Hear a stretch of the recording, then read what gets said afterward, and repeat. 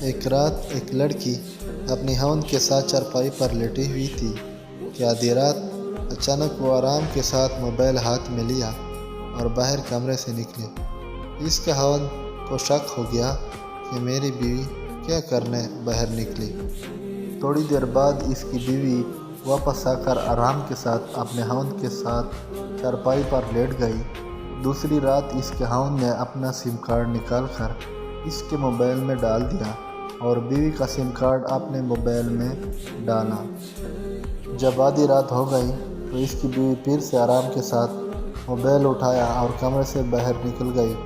خاوند کو اور شک ہو گیا اور انتظار کر رہا تھا کہ اب کوئی تو اس کے نمبر پر کال کرے گا، لیکن کسی نے بھی کال نہیں کیا اور اس کی بیوی واپس آ کے لیٹ گئی۔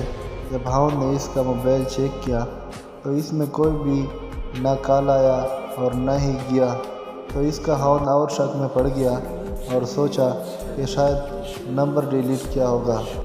تیسری رات پھر ویسا ہی ہوا۔ لڑکی کمرے سے باہر نکلی۔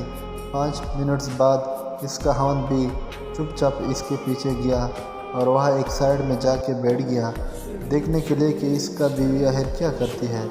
تو جب دیکھا اس کی بیوی نے گھر کے ایک کنارے میں جائے نماز بچھایا تھا اور موبائل کی لائٹ آن کی تھی اور کھڑی ہو کر نماز میں مشغول تھی۔ جب سلام پھرا تو دعا کی کہ یا اللہ، اگر میری عمر میرے خاوند کی عمر سے زیادہ ہو تو میری آدھی عمر میرے خاوند کو دے دے۔ میری یہ دعا ہے کہ اللہ سب کو ایسی بیوی دے دے۔ قصے کا قصد یہ تھا کہ شک کرنے سے پہلے تحقیق کرو، ایسا نہ ہو کہ بعد میں پچھتانا پڑے۔